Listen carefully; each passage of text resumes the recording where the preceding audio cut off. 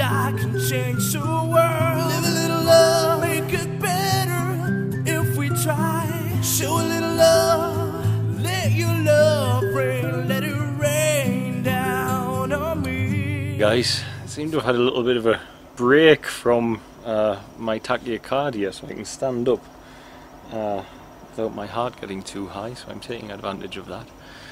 I'm watching the sunset. I want to read you something. It's so important in my life here, these realizations I had. I was sent this book with someone who just arrived. It was a gift from my mother. And the little book of kindness. It's my mum all over. My mum's a very loving and kind lady. And let me read this. Kindness in children. Children need love, affection, responsiveness, play, touch. They also need kindness. When these things are missing, it affects their growth, physically and mentally. For every 3 months a child spends in an institution, such as an orphanage, a word I hate is orphan, by the way. I always say children without guardians. Just leaves a stigma with the older boys, in my experience. I had to get that in. Sorry, but let me say, for every 3 months a child spends in an institution, such as an orphanage, he or she loses a month of growth. That's a 1/3 drop in his growth rate because he is not being properly cared for. Bones grow more slowly, the head circumference tends to be smaller, even the internal organs can be smaller. Much of this research emerged from the Bucharest Early Intervention Project in Romania at the beginning of this century, as when that took place, and it studied the impact that growing up in an orphanage had on the growth and development of children. The project scientists found that institutionalized children developed at slower rates, both physically and mentally, and even had deficits in brain development. Being loved and well cared for, it's critical for children. The study also found that when the children were fostered, they caught up in many of these measures. The critical time for fostering, however, was before the age of 2. After that age, it was much more difficult for the children's development to approach normal levels. But if the children were placed in foster care or adopted early enough, their growth and development accelerated. The bottom line is that children need love, affection, responsiveness, play, touch and kindness. So too do adults.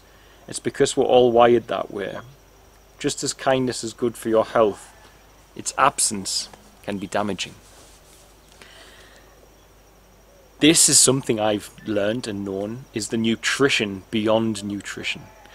And a lot of the academic approaches to the type of work that I do focus on education, childcare, hygiene, very important, must be focused on, of course, and physical nutrition.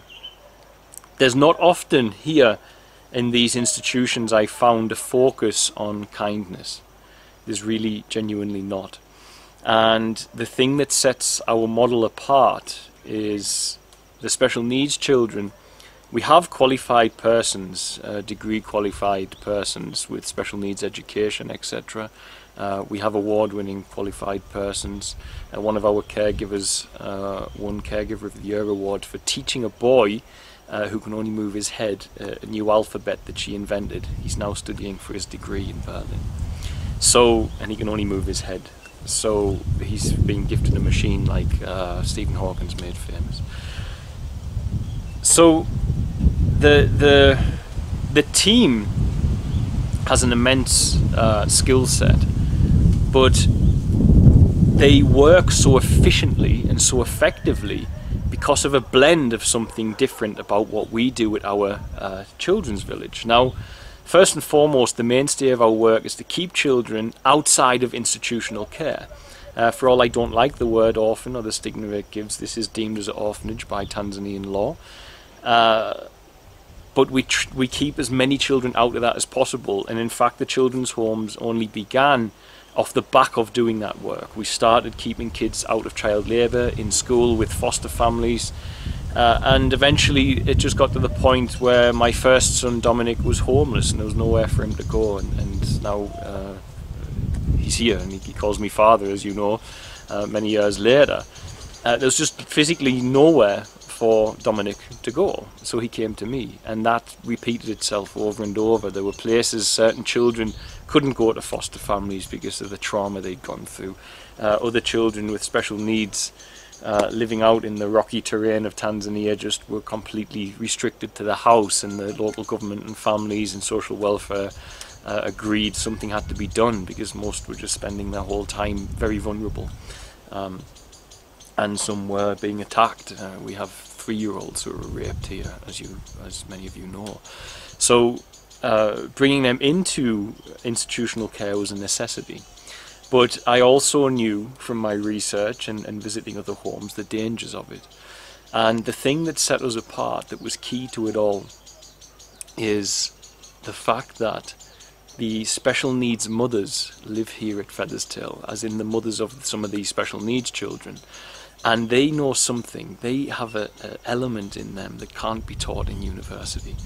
And that is this automatic empathy and level of kindness which is above and beyond for their own child, that they can reflect upon other children with the same condition. And it truly is a valid form of nutrition. You see it. You have to understand that love and nourishment develops a child's mind. It just as much as food and nutrition does. It truly does. You must have every piece of the puzzle in place. It's no good just feeding children and not giving them the love that they need. And I saw that. I saw children who grew up without love and kindness were deficient, and I saw the effect it was having on them. And I did even notice that children from the worst backgrounds had stunted growth and stunted mental impairment, but there's too little study done on whether kindness affects that, but there is enough study to say kindness has affected development. What I mean is a lot of the children have marasmus through genuine vitamin, mineral, nutritional, nutrient deficiency. But there are nutrients that should be included in there. There really is. It's just the same as we have restrictive diets of food to protect our bodies. There should be restrictive diets of light. What light are you going to let into your children? Because a lot of the light is immeasurably more damaging than you can even imagine that you're letting into their bodies. And I don't just mean blue light, I mean the message inside the light. What are they watching on YouTube? What's the algorithm leading them down? So there's so many forms of nutrition to look at. But kindness is one of the overlooked forms of nutrition, and it's so important. It's so important. And I've seen it here, that children deficient in kindness can recover from that deficiency. And where we are, there are other miraculous, beautiful homes who do it in their own model, and they're working just as well as what we are. But I think that, in my experience, in the other homes we have, where we have small children and we don't have parents living there, then I would say it's better for us to move staff who already have children of their own into that care surrounding. Is something I always like to do, because there's just a natural empathy that's not academically taught towards other children in those members of staff as well. But I think having the mothers live and breathe with the children and have one another as a support network, of course, as well in amongst that, is the greatest model possible for special needs children, in my experience and research and all the reports I've read about other attempts at this. I think for special need childcare in developing countries, until infrastructure is better, the best thing to do is to move single parent and child in together, because separating child and mother is not acceptable, because there's no replacement for a mother's love in this world, none. And I've seen it here. I saw a lady abandon her boy 3 kilometers from here, and I was called by an elderly woman and said there's a disabled boy being dumped in the village, and I went to get him. He's still here now. But I looked for the mother, because I know the desperation of these mothers. And we found her in Dar es Salaam. It was a big job to find someone in this country. Is very, very difficult, because there's no registrars, there's no there's hardly any accurate census of where people are. People change their names and go to the cities. But we located her, and I spoke to her and I said, look, your son's here. We understand the pressure you're under. We know the struggle that you've been in. And we just want to welcome you back here to live with him. But also we'll be able to offer you a paid position looking after the other children who we haven't been able to locate their mothers, or have been abandoned, or the children have been taken by the authorities for neglect from the parents. And she accepted and came, and genuinely she is one of the best, most loving care workers that we have here. But she'd already abandoned her child. And I think having some very real aspects of human nature as part of the working function of how a place like ours works is extremely important. And above all, kindness, as well as having the knowledge you need to help the children to learn, educate and develop, which we have with our teachers on site and the boarding schools that we're sending the children to as well. We have all of that, but we also have truckloads of kindness, because the staff in general are kind, but a lot of it's coming from those mums. There's really no substitute for a mother's love.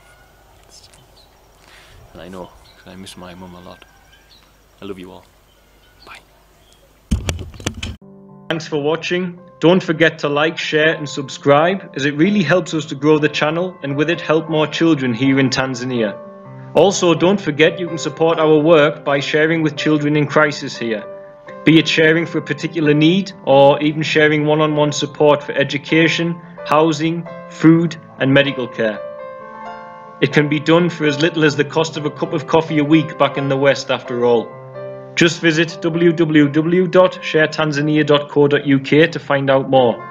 Lastly, remember you can also support us via Patreon, www.patreon.com/featherstail, and help keep us here in Tanzania to continue our work. The links for the website and for the Patreon are in the description box of this video. Love and light, guys. See you soon.